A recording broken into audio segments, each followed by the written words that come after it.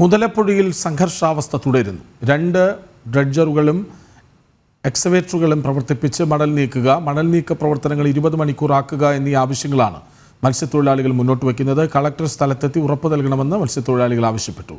മത്സ്യത്തൊഴിലാളികളുടെ ആവശ്യങ്ങളിൽ പരിഹാരം കണ്ടെത്താമെന്ന് അസിസ്റ്റന്റ് എക്സിക്യൂട്ടീവ് എഞ്ചിനീയർ ഉറപ്പു നൽകി. വിവരങ്ങളുമായി ടിൻഡു ദാസ് ഒപ്പം ചേരുന്നു. ടിൻഡു, എന്താണ് വിവരങ്ങൾ?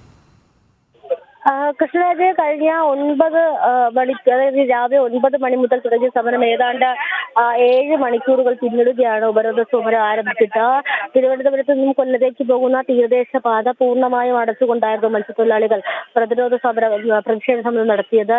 ഹാർബർ എക്സിക്യൂട്ടീവ് എഞ്ചിനീയറുടെ ഓഫീസിനകത്തേക്കായിരുന്നു ആദ്യം പ്രതിഷേധക്കാർ എത്തിയത്. പിന്നീട് എക്സിക്യൂട്ടീവ് എഞ്ചിനീയർ ഇവിടെ എത്താത്തതിൽ പ്രതിഷേധമുണ്ടായത്. 6ഓളം ഉദ്യോഗസ്ഥർ ഇപ്പോഴും ഈ എക്സിക്യൂട്ടീവ് എഞ്ചിനീയറുടെ കാര്യാലയത്തിനകത്ത് കുടുങ്ങിക്കിടക്കുകയാണ്. ഇവരുടെ ആവശ്യങ്ങൾ അംഗീകരിച്ചതല്ലാതെ, അല്ലെങ്കിൽ ഇവരുടെ ആവശ്യങ്ങൾ അംഗീകരിച്ച ശേഷം മാത്രമേ ഉദ്യോഗസ്ഥരെ ഇത്തരത്തിൽ ഇതിനകത്ത്, അതായത് ഓഫീസിനകത്ത് നിന്നും പുറത്തിറങ്ങാൻ അനുവദിക്കുകയുള്ളൂ എന്നൊരു നിലപാടിൽ തന്നെയാണ് മത്സ്യത്തൊഴിലാളികൾ ഉറച്ചു നിൽക്കുന്നത്. അതോടൊപ്പം തന്നെ ഈ ഓഫീസിന്റെ ചില്ലുകളും മറ്റും മത്സ്യത്തൊഴിലാളികൾ അടിച്ചു തകർത്തിരുന്നു. അതിൽ ഒരു ചാന്നാങ്കര സ്വദേശിയെ പോലീസ് കസ്റ്റഡിയിലെടുത്തിരുന്നു. അപ്പോൾ അയാളെ വിട്ടു കിട്ടണമെന്നും മത്സ്യത്തൊഴിലാളികൾ ആവശ്യം മുന്നോട്ട് വയ്ക്കുന്നുണ്ട്. ഏറ്റവും പ്രധാനപ്പെട്ട ആവശ്യം കൃഷ്ണരാജ് നേരത്തെ സൂചിപ്പിച്ചതുപോലെ തന്നെ 2 എക്സവേറ്ററുകളും അതോടൊപ്പം തന്നെ 1 ഡ്രഡ്ജറും എത്തിച്ച് അഴിമുഖത്തെ മണൽ നീക്കുന്ന പ്രവർത്തനങ്ങൾ കാര്യക്ഷമമായി നടപ്പിലാക്കുക. പൂർണ്ണമായിട്ടും മണൽ നീക്കിയില്ല എങ്കിലും പൊഴി മൂടാതെയുള്ള രീതിയിലേക്ക് കാര്യക്ഷമമായിട്ട് ഡ്രഡ്ജിങ് നടത്തുക എന്നതാണ് മത്സ്യത്തൊഴിലാളികളുടെ പ്രധാനപ്പെട്ട ആവശ്യം.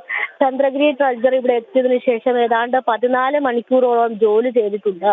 ഈ ജോലി ചെയ്തിട്ടുണ്ടെങ്കിൽ 2 മണിക്കൂർ മാത്രമാണ് മണ്ണ് പുറത്തേക്ക് ഇടാൻ സാധിച്ചത്. ബാക്കിയുള്ള 12 മണിക്കൂറും പുറത്തേക്ക് വരുന്നത് വെള്ളമായിരുന്നു. അപ്പോൾ അശാസ്ത്രീയമായിട്ട്, അല്ലെങ്കിൽ ഒരുപക്ഷെ ഈ സർക്കാർ ഇവിടെ മണൽ നീക്കത്തിന് എത്തിച്ച യന്ത്രങ്ങൾക്ക് കാര്യക്ഷമമായിട്ട് എത്തിക്കാൻ കഴിയുന്നില്ല എന്നതൊരു പ്രധാനപ്പെട്ട വിഷയം ഇവർ ചൂണ്ടിക്കാണിക്കുന്നു. 2 ദിവസം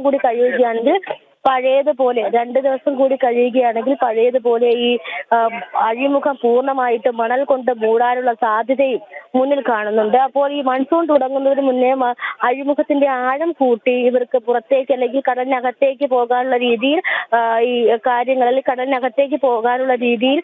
കാര്യങ്ങൾ പൂർത്തിയാക്കുക എന്നൊരു ആവശ്യം മുന്നോട്ട് വയ്ക്കുന്നുണ്ട്. എന്തായാലും ഈ നിലവിൽ ഇപ്പോൾ എക്സിക്യൂട്ടീവ് എഞ്ചിനീയറും ഉദ്യോഗസ്ഥരും മത്സ്യത്തൊഴിലാളികളുമായിട്ട് ചർച്ച നടത്തുകയാണ്. ഈ ചർച്ചയ്ക്ക് ശേഷം സമരത്തിലെ ഒരു ഉചിതമായ തീരുമാനമെടുക്കുമെന്ന് പ്രതീക്ഷിക്കുന്നുണ്ട്.